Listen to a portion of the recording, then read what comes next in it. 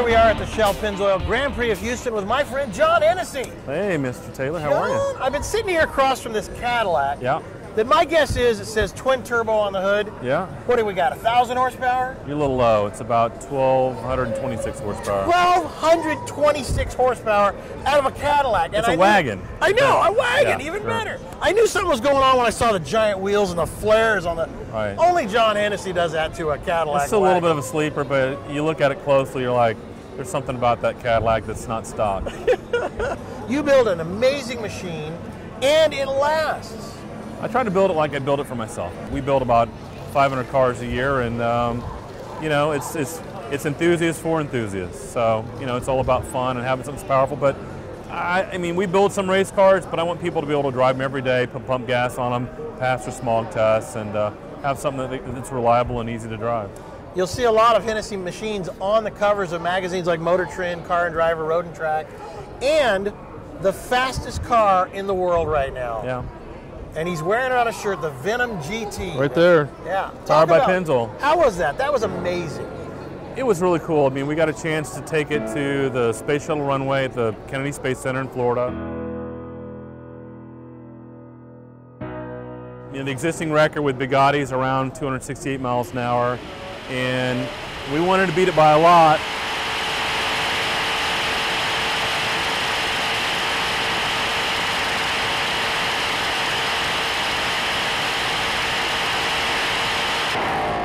We beat it by a little bit. We ran 270.49, but the car was still accelerating. It took us about 11 seconds to go from 260 to 270. So the car was still pulling, we just ran out of runway. Yeah. So at some point, maybe we got a Bonneville or somewhere else, but right now, it's the fastest. People say, somebody was asking me yesterday, hey, when are you guys gonna go out and run it again? I'm like, when I have to. Yeah. It was expensive, it was time consuming, it was risky, but I'm glad we did it, and American car, and run the record in America, so. Let's talk about the Venom GT. What is it? What do you guys do to make this machine? The idea of the Venom was to build the fastest car that we could build. And by doing that, I didn't want to just have lots and lots of horsepower. It's got 1,244 horsepower. In a car that weighs under 300 pounds? It weighs 2,743 pounds. So it's about the power to weight ratio. Yeah. It has 1 horsepower per kilogram of curb weight. So 1 horsepower per 2.2 pounds.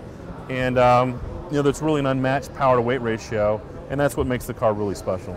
Walk me through its life. Where is it born? Okay, so basically we didn't want to start from scratch. We modify cars, that's what we do. So we wanted to start with something that was very light. We looked at the Viper, Ford GT. Those cars are all still too heavy. We just joked about, hey, why don't we take a Lotus Elise or an Exige and put a V10 twin turbo Viper engine in the back of it. We kind of joked about it, but after I did some renderings on it, I thought, maybe we could build that car. So what we do is we take an Elise or an Exige from Lotus, and we keep the cockpit. So we didn't have to design the dash, we didn't have to design the door panels. We kind of already had the interior of a car, and we build our car around it. So it's all carbon fiber, everything from behind the seats is all new, everything from in front of the dash is all new.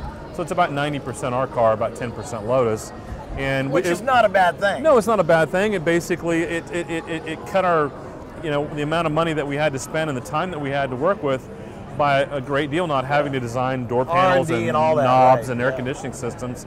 And it gave us what we wanted, super lightweight with maximum horsepower and a usable, comfortable to drive package. So these cars are a taste over $1 million. $1.2 million. And how many do you build a year? We build on average 2 to 3 a year. We now have a dealer in China that we're real excited about with, and I met them yesterday, and we think that that's a great potential market for us. So yeah, we built 12 cars today, and we're not going to build any more than 29 Venom GTs. 12 cars up to today for the right, Venom yeah, GT. we built a total of 12 cars over the last 4 years. Oh my gosh. Yeah, so. Here's a car that's, you know, one day probably going to hit 300 miles an hour, knowing John Hennessy. Little guy from Texas here, by the way. So now, you have this great relationship with Shell. Right. You were involved with this big TV production. Roll through that a little. The folks in Shell, we're in Houston, the Shell people are in Houston, and the folks in Pennzoil reached out to us at the last Grand Prix back in 13 and said, hey, look, we think we could do some things to help you guys, and we think you could help us promote our brand. I'm like, cool, you guys are Houston guys, you're car guys, you sponsor the race, let's talk about it. And they said, we hear you're working on breaking this record. I said, yep. Venom GT, and they said, well, look, we've got this brand new synthetic oil product that we're getting ready to bring to market, and we think that it would be great for your engine. So they told me about it. It's called Pure Plus, and they basically take natural gas, convert it to a motor oil, very pure, and when they said the words, Roger Penske uses it in his Indy cars, and it's the same stuff you could buy at Walmart or O'Reilly's or wherever. I'm like, that's all I need to know. You don't need to bring on all the scientists. If Penske believes it's the best and that's what he runs in his race cars, I'll try it out. So we put it in the car and performed flawlessly. I mean, we did a lot of tests leading up to the 270 run.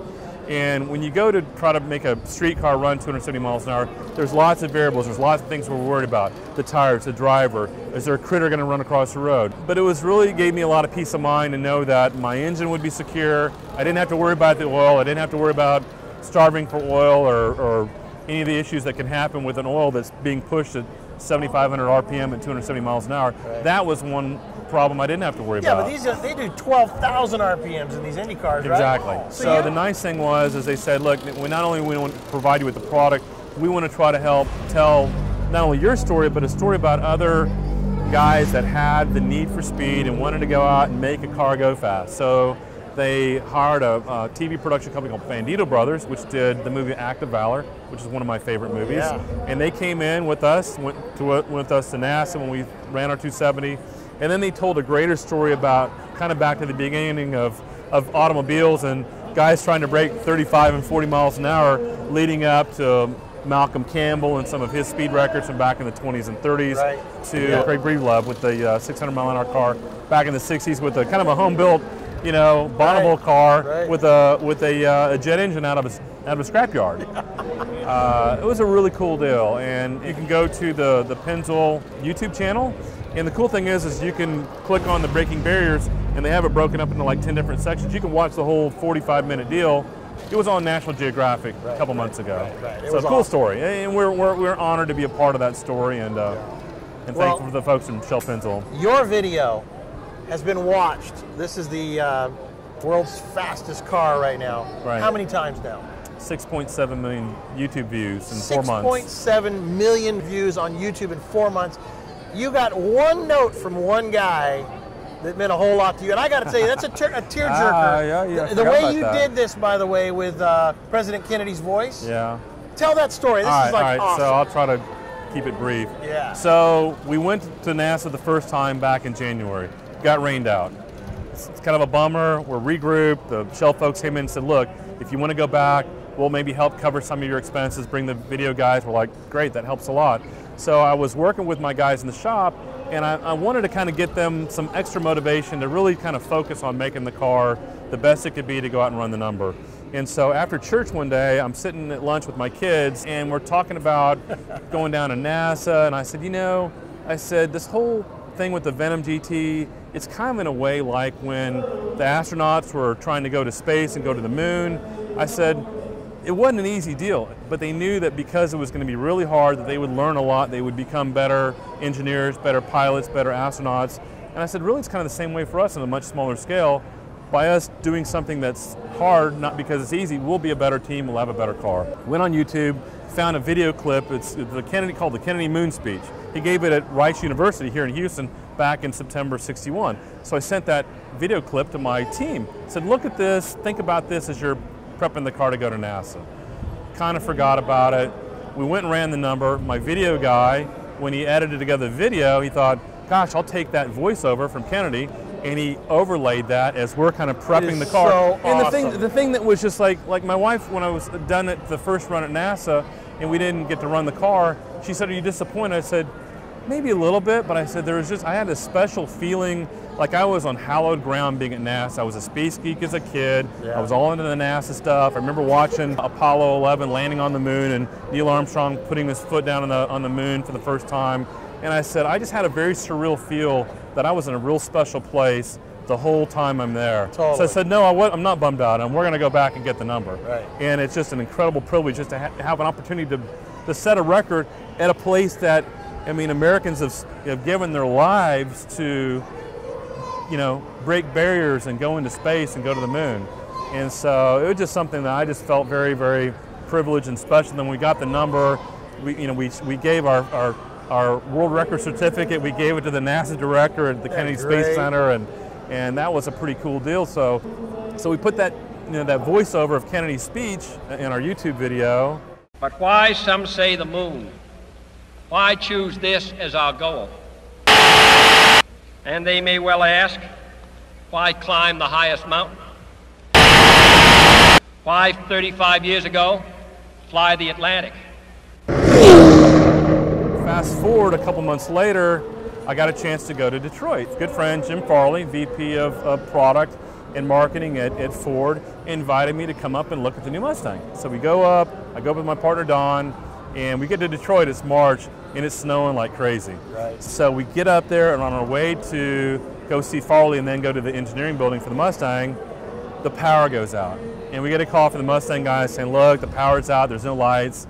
The walk around the review of the car's canceled. I'm like, that's a bummer, but we still get to see Farley. So we go to Farley's office, we're hanging out, waiting for him to wrap up another meeting, and I'm just sitting there just checking my emails, and I look up, and down the hallway is this red-haired guy with a big smile on his face, Alan Mulally, CEO of Ford. Yeah. I've seen him at auto shows, seen him on the news Greatest a lot. guy in the He's world. retiring soon. I didn't know a lot about Mulally. All I knew is he probably had a lot to do with the fact that Ford avoided the bailout and didn't go into bankruptcy. So you know what? Heard all this great stuff about the guy, Absolutely. but I'm like, if he's not making cars go fast, I'm not really studying that closely, but I know he's a good guy. Yeah. And he's got a lot of good guys working for him at Ford.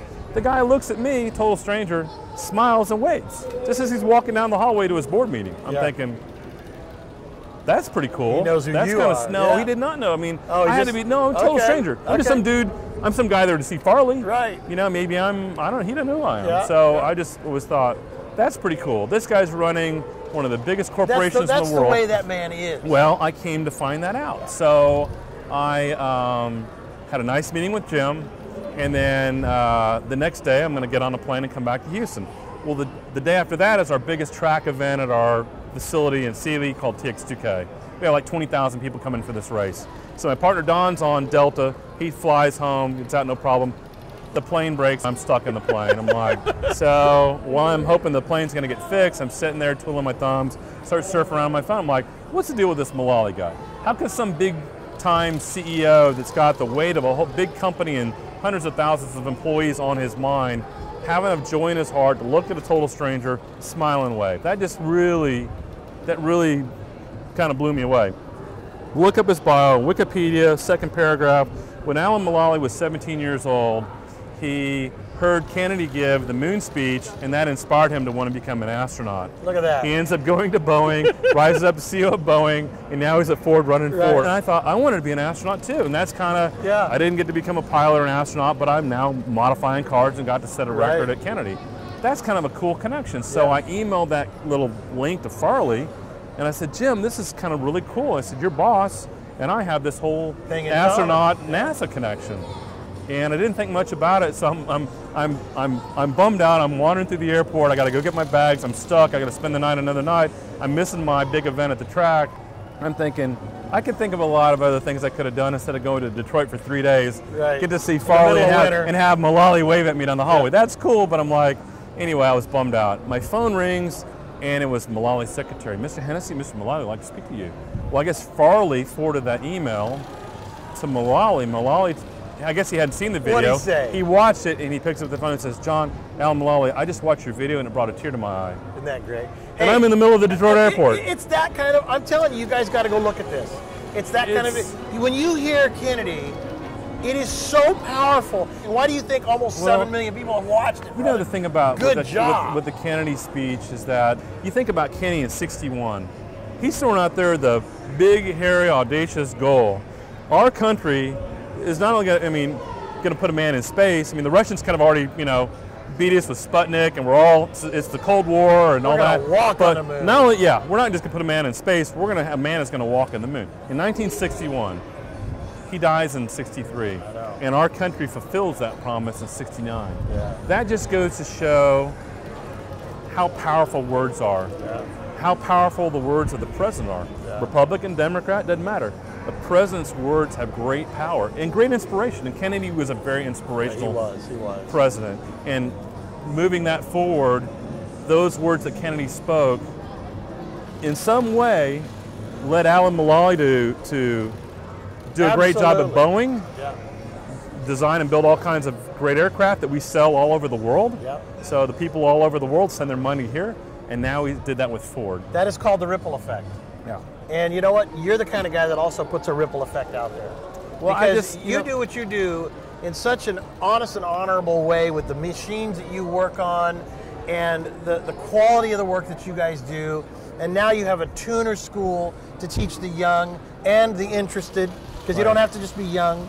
But you have risen up through the years, through hard times like all of us. Sure. And to get to a place now where these giants like Shell and Alan Mulally, they want to be with you. Here's my takeaway from the guys at Shell and a guy like Mulally. These guys reached out to a little guy and were decent and gave me their time and gave me their encouragement. And I've studied Mulally a lot since that phone call. I had a chance to meet him in his office. He gave me an hour of his time in Dearborn. That's awesome. After his retirement was announced. And it just, every day I wake up and I'm like, how can I be a better dad? How can I be a better husband? How can I be a better leader in my business? Because I'm like, these guys, the Shell guys, they've got a lot going on. Mulally's got a lot going on. He's got a lot to worry about. But he invested time with me. Yeah. He made me feel special. How can I do that with whoever I meet? Doesn't matter who they are. And so, well, you cannot be a better friend, I'll tell you that. Thank you, brother. And I'm glad you're investing time with me right now. Thank because, you. Again, there's the ripple effect. I'm the little guy in this case, and you're giving me some of your time. I appreciate that. Thank you. Appreciate the love. You guys, check out John Hennessey's video of his record-breaking run in the Venom GT.